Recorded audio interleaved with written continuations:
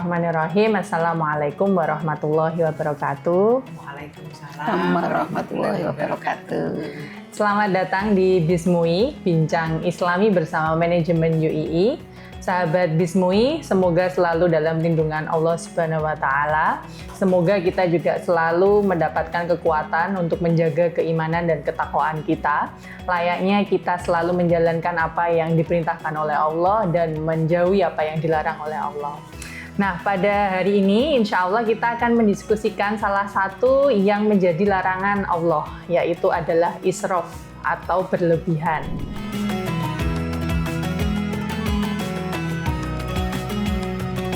Nah, kita sebagai umat manusia ini kan terlahir punya hawa nafsu. Nah, tapi hawa nafsu ini seharusnya kita bisa mengendalikan. Seperti firman Allah dalam surat Yusuf ayat 53, sesungguhnya nafsu itu selalu mendorong pada kejahatan, kecuali nafsu yang diberi rahmat oleh Allah. Nah, mungkin karena di sini kita sudah ada dua narasumber. Ini alhamdulillah guru-guru saya sudah hadir membersamai. Di sini ada Bu Tria Setiawati dan juga Bu Ratna Rustika. Sehat ya Ibu-ibu? Alhamdulillah. Kuning-kuning cerah-cerah, saya di sini merah. Nah, mungkin untuk pertama Bu Trias bisa memberikan insight-nya dari pandangan dalam kita konsumsi makanan, Bu. Gimana itu? Supaya tidak berlebihan. Oke, baik ya. Terima kasih Mbak Tika waktunya. Para pemirsa yang berbahagia, siapa sih yang tidak makan sehari-harinya?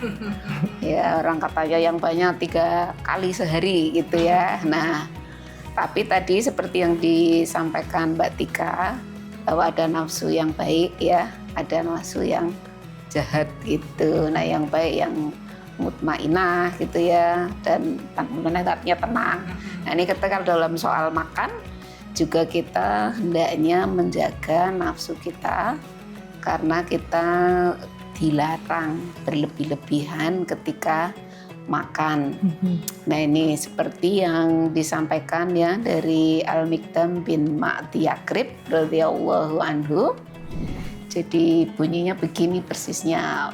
Wa anil Mikdam Ma'di Yakrib qala Rasulullah sallallahu alaihi wasallam ma mala abnu adama wi'an syaram min bat. Artinya Rasulullah itu bersabda, tidaklah anak cucu Adam memenuhi sesuatu tempat yang lebih buruk daripada perutnya.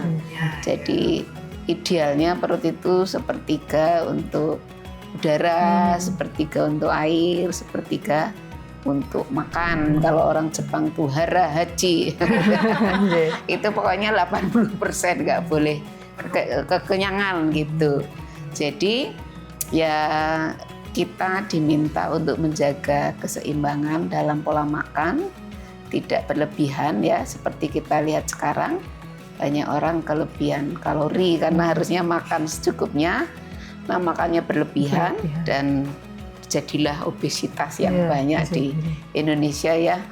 1 dari 5 orang tuh sudah obesitas. Tapi kebanyakan puasa juga boleh nggak Bu Trias? Banyak puasa juga ada tuntunannya ya. Nggak boleh berlebihan, tetap puasa sesuai yang diperintahkan. Bukan mengarang sendiri gitu kira-kira. Jadi makan sayang tubuh ya, makannya diatur gitu ya. Kemudian puasa ya paling seru itu hanya puasa Daud ya, sehari puasa sehari tidak gitu. Nah, itu saja saya kira soal makan. Tapi buktinya gitu ya, misalnya kalau disebut 1 orang dari 5 orang itu obesitas, berarti ada 20% orang yang berlebihan ketika naudzubillah ya Bu ya, padahal makan pengen, gara-gara pengen, tapi karena berlebihan malah jadinya dampaknya tidak bagus untuk diri sendiri. Perang yang paling berat itu melawan nafsu. Sesuai tadi firmannya.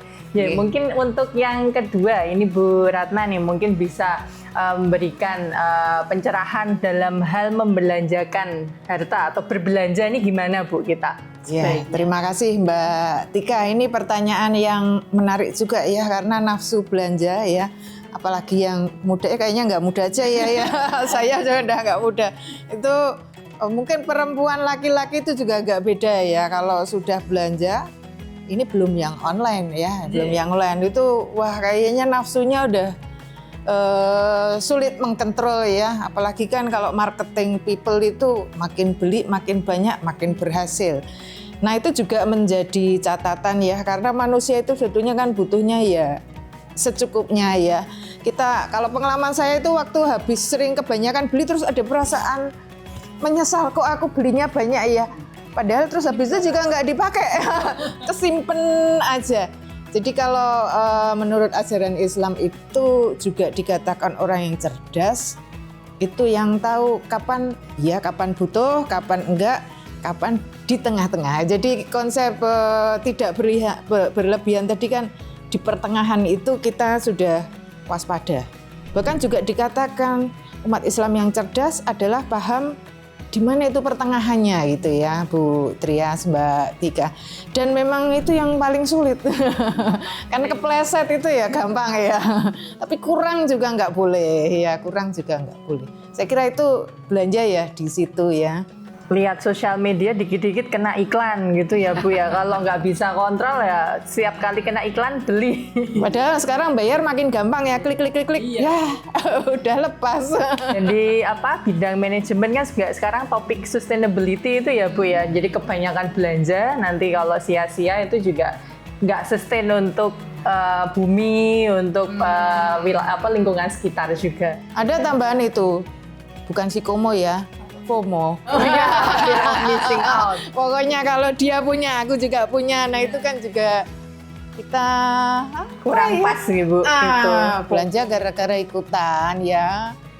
Saya kira ya harus mengingat lagi lah sesuai kebutuhan gitu. Masya Allah, matur nuwun Bu Ratna. Oke, jadi kita ada 4 poin, tadi sudah 2. Nah yang ketiga ini Bu Trias lagi, Bu Trias. Kalau dalam kita mengelola harta Bu, boleh nggak tuh Bu menimbun harta itu Bu? Oke, baik ya. Sebenarnya kan kalau menimbun itu ya nggak baik, tapi kalau menabung itu juga boleh ya. Nah, dan kalau kita aliyatul ulya khairun min ayati sufla, maksudnya tangan di atas itu lebih baik dari tangan di bawah. Syaratnya tuh di atas, kan kita harus punya banyak harta gitu ya. Nah itu jadi mengumpulkan harta itu boleh gitu, kemudian tidak ada larangan, tapi tidak berlebih-lebihan ya, sampai misalnya kita dianggap kikir karena yang kita kumpulkan tidak kembali ke masyarakat ya. Di antaranya kita kan di Mati ada ZIS ya, zakat, infak, sedekah. Nah itu. Jadi kalau gampangnya tuh ya, kalau kita meninggal tuh harta kita tidak bisa kita bawa sendiri, harus dititipkan lewat orang lain. Nah yang wajib itu adalah zakat ya, sesuai malnya berapa harus dibayarkan. Kemudian infak dan sedekah ya sebetulnya tadi menitipkan apa yang kita punya untuk tanda bakti ya kepada Allah lewat infak dan sedekah gitu ya Mbak Ratna. Supaya karena kalau mayat itu model kafannya belum ada kantongnya, jadi ya harus titip sama orang lain, nggak bisa dibawa sendiri gitu Mbak. Jadi emas itu ada zakatnya, perak, kemudian pertanian itu semua ada. Tapi kalau mencapai nisabnya, jadi ya tidak banyak memang yang bisa, tetapi kita dianjurkan tetap mengumpulkan harta, menabung, berhemat, dan tidak berlebih-lebihan mengeluarkan hal-hal yang tidak kita perlukan. Terutama kalau zaman sekarang ya korban scrolling ya. Jadi boleh menabung, menimbun, tapi zakatnya. Menimbun mungkin istilahnya agak negatif ya. Menabung, mengumpulkan. Saya dari kecil kan kita dikasih tahu menabung ya, suruh menabung gitu ya Bu. Padahal kalau dari sisi Islam tadi ternyata nabung boleh, tapi harus ingat bahwa ada bagian lain untuk teman-teman yang lain yang sudah terutama diatur. Ada 8 kan yang harus kita bagi, termasuk mereka yang sedang belajar, yang kurang mampu gitu ya, termasuk yang membagi kalau kita pakai lembaga zakat gitu ya. Gitu Mbak Tika. Jeh, matur nuwun Bu Trias. Nah, ini poin terakhir keempat ini. Ini terkait mencintai Bu. Ini topiknya kok ya. Ini gimana Bu Ratna dalam hal mencintai sesuatu, bagaimana seharusnya kita? Ini pengalaman dari yang sudah tua kali ya. Kalau yang sudah tua itu yang dicintai kan banyak, apalagi yang lebih sepuh. Ada cucu, ada anak, ada suami, ada teman, rekan kerja. Nah, saya ada satu statement yang menarik itu. Itu termasuk makhluk yang lain ya, kucing, apa. Kucingnya berapa Bu Ratna? Pokoknya kita mencintai sesuatu tuh nggak boleh berlebihan tadi. Jangan terlalu mencintai. Soalnya kalau hilang, sedihnya kayak apa. Dan bisa jadi wong namanya itu dunia ya, yang kita cintai itu bisa jadi suatu waktu itu malah menjadi sosok yang kita benci. Nah, kebalikannya juga sama. Jangan terlalu membenci seseorang atau apapun tuh berlebihan itu. Karena bisa jadi tahu-tahu kan Allah itu maha membolak-balikan hati itu tadi ya. Atau jadi sayang banget sama yang kemarin kita benci kan, ya itu namanya manusia ya, Masya Allah. Allah yang menentukan semuanya, kita mengikuti Allah dan pandai-pandailah menjaga di tengah-tengah itu tadi. Saya kira itu poin yang paling penting untuk kata-kata mencintai. Dunia itu kan punyanya Allah semua aja Bu. Titipan. Ya, titipan. Kalau Gimana diambil menjaga? sama yang punya nggak perlu. Berarti matur nuwun Bu Ratna dan juga Bu Trias pencerahannya ke kita semuanya sahabat Bismui. Nah, ini menjadi renungan kita bersama ya teman-teman sahabat Bismui untuk mendorong kita hidup tuh seimbang ya. Kalau tadi kita mencoba mengambil lesson learn-nya, kita supaya seimbang seperti menyeimbangkan urusan dunia dengan akhirat, kemudian menyeimbangkan kebutuhan jasmani, rohani, kebutuhan kita pribadi dan juga orang lain, itu juga harus seimbang gitu. Kemudian ya semoga kita semua bisa menjaga diri ya Bu ya, Ya, apalagi insya Allah, amin.